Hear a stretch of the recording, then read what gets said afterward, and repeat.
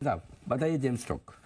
बिल्कुल बिल्कुल अनिल जी, आज का जेम स्टॉक है गोदावरी पावर एंड इस्पात लिमिटेड। एक अच्छी कंपनी, इनफैक्ट ये कंपनी को मैं बहुत सालों से वैसे अवॉइड कर रहा था। रीजन ये था कि इसमें डेट्स थे, और अब कंपनी ने जो डेट्स को कम किया वो एक्स्ट्रा ऑर्डिनरी कम किया, और जीरो डेट, मतलब आप 2000 करोड़ प्लस के डेट्स में बैठे हुए और आप जीरो डेट पे आ जाओ तो बहुत ही मतलब इंप्रेसिव। और क्योंकि इनका बॉटम लाइन गजब का है और उसके भी रीजंस है, आप देखिए आपके पास कैप्टिव माइंस और वो माइंस बहुत जोरदार हो, तब गोदावरी पावर एंड इस्पात में पहले इसका नाम हुआ करता था इस्पात गोदावरी लिमिटेड, और 1999 में कंपनी स्टार्ट हुई है। 2001 में जो नाम पड़ा गोदावरी पावर एंड इस्पात, ये नाम पड़ा।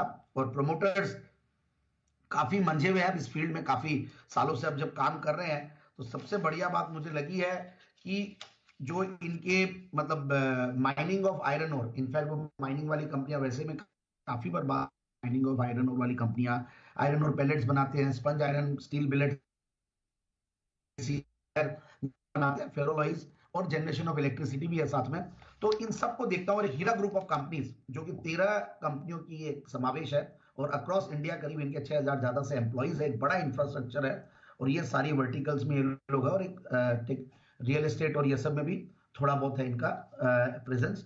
तो अब फंडामेंटल्स भी बहुत अट्रैक्टिव, और मैं इनका ऑन कॉल नोट्स भी पढ़ रहा था, तो कंपनी का रोबस्ट परफॉर्मेंस रहा ही है, Q3 में भी रहा है, पूरे 9 महीने में भी बहुत बढ़िया रहा, और कुछ इन्होंने वैल्यू एडेड प्रोडक्ट्स भी लाए जिसकी वजह से मार्जिन बहुत बेहतर होते हैं, और हाईएस्ट एवर प्रोडक्शन इन्होंने स्टील बिलेट्स में, फेरोलॉइज में और पावर में किया है, और एबिटा वगैरह भी काफी वेल मेंटेन्ड है। सबसे बढ़िया बात यह है कि प्रॉफिट्स पिछले दिसंबर में 13% का ऑपरेटिंग प्रॉफिट मार्जिन के सामने इस बार 25% का ऑपरेटिंग प्रॉफिट मार्जिन था। मैं काफी दिनों से स्टॉक को देख रहा था, 845 के लेवल तक गया, फिर तो इंतजार कर रहे थे कि करेक्शन आए सा और उसके बाद दिया जाए।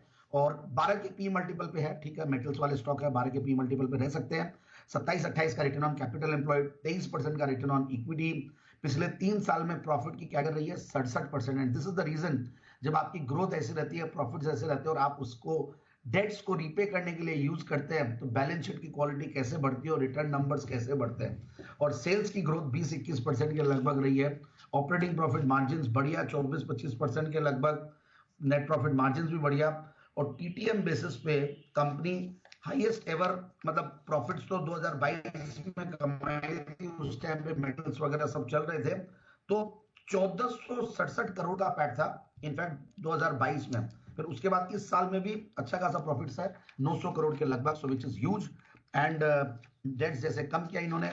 फिर मैं देख रहा था शेयर होल्डिंग पैटर्न, तो 63-64% प्रोमोटर्स की होल्डिंग है, और उसके बाद FIIs DIIs भी करीब 7% के लगभग होल्ड करते हैं। तो मुझे लगता है कि स्टॉक को बिल्कुल इन लेवल्स पे लिया जा सकता है, और जो टारगेट मैं देना चाहता हूं वो है 870 का। 870 ये है टारगेट गोदावरी पावर, यहां पर करें आप खरीदारी, ये राय